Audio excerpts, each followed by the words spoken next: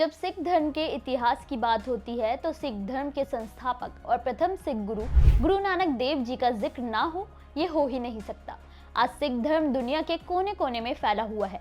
इसका सारा श्रेय प्रथम गुरु गुरु नानक देव जी को ही जाता है। सिख गुरु के विचारधारा को कोने कोने तक पहुंचाने के लिए उन्होंने सालों की तपस्या की।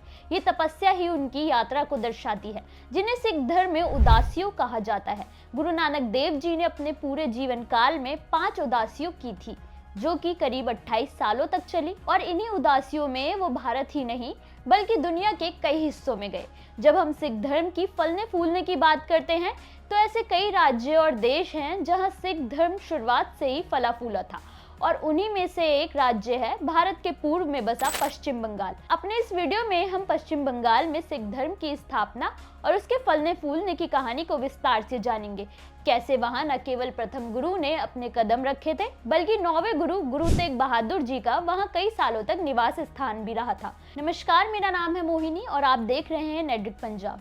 पश्चिम बंगाल के अलावा शायद ही कोई ऐसा राज्य है जो भारत के बसा तो पूर्व में है, लेकिन नाम इसका पश्चिम बंगाल है। 15 अगस्त 1947 से पहले भारत का बंटवारा होने से पहले बांग्लादेश पश्चिम बंगाल का ही हिस्सा था, जो कि पूर्वी पाकिस्तान कहलाया था। हालांकि पश्चिम बंगाल को भारत के आधिकारिक राज्य की उपाधि 1 नवंबर 1956 को दी गई थी। मौजूदा समय में ये राज्य भारत का चौथा सबसे ज्यादा आबादी वाला राज्य है, तो वहीं क्षेत्रफल के मामले में ये 13वें नंबर पर आता है।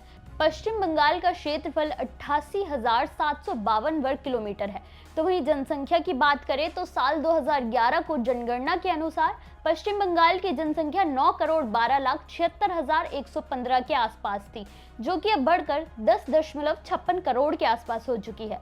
इसकी राजधानी कोलकाता है। बंगाल पूरे भारत में उन राज्यों में से है जहां पर मुस्लिम बहुल आबादी बहुत ज्यादा हुआ करती थी, इसलिए 1947 में जिस हिस्से में मुस्लिम आबादी ज्यादा हुई उसे बांटकर पाकिस्तान को दे दिया गया था और हिंदू बहुल आबादी को पश्चिम बंगाल कहा गया। दरअसल भारत एक धर्मनिरपेक्ष देश है, इस कारण पश्चिम बंगाल भी सिख धर्म से अछूता नहीं है। आइए जानते हैं पश्चिम बंगाल में सिख धर्म की कहानी। 16वीं शताब्दी में जब सिख धर्म का प्रचार प्रसार शुरू किया गया तो गुरु नानक देव जी 1504 में पहली बार बंगाल की यात्रा पर आए थे। हालांकि बंगाल में उससे पहले ही 13वीं शताब्दी में इस्लामिक शासकों ने अपना अधिकार जमाना शुरू कर दिया था। बंगाल की खाड़ी से जुड़ा होने के कारण यहाँ व्यापार के रास्ते काफी मजबूती से खुले थे। लोग विदेशों से यहाँ आते थे। इस दौरान गुरु नानक देव जी ने बंगाल की धरती पर पैर रखा। वो सिख धर्म की विचारधारा को लोगों तक पहुंचाने की कठिन यात्रा पर निकले थे। बंगाल में उनके प्रवचनों वाणी से लोग प्रभावित होने लगे थे और तब वहां लोगों ने सिख धर्म को अपना लिया था। बिहार, झारखंड और पश्चिम बंगाल में रहने वाले ज्यादातर सिखों को अग्रहरी सिख कहा जाता है।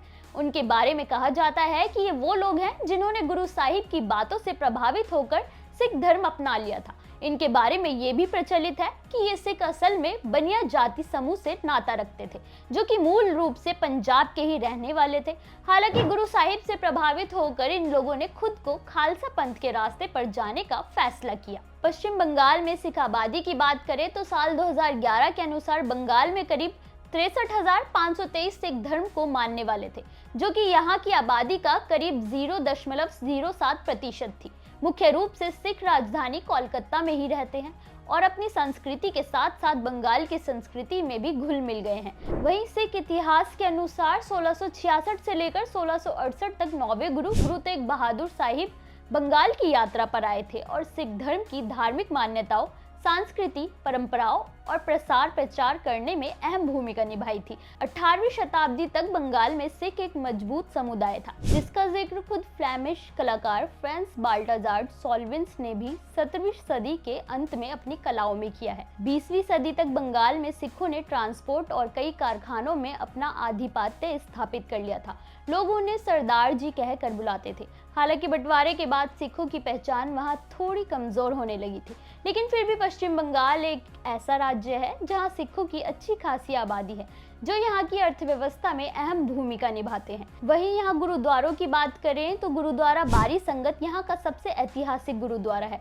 ये वो स्थान है जहाँ गुरु नानक देव जी और गुरु तेग बहादुर जी दोनों ने यात्रा की थी। इसके अलावा गुरु नानक देव जी के सम्मान में गुरुद्वारा नानक शाही भी बनाया गया था, जो कि अभी बांग्लादेश में चला गया है।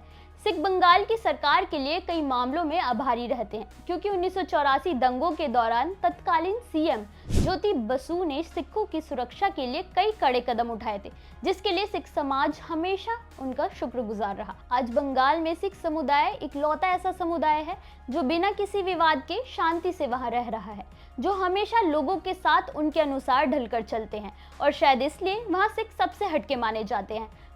आपको हमारी ये वीडियो कैसी लगी हमें कमेंट करके जरूर बताएं। वीडियो को लाइक करें, चैनल को सब्सक्राइब करना बिल्कुल ना भूलें।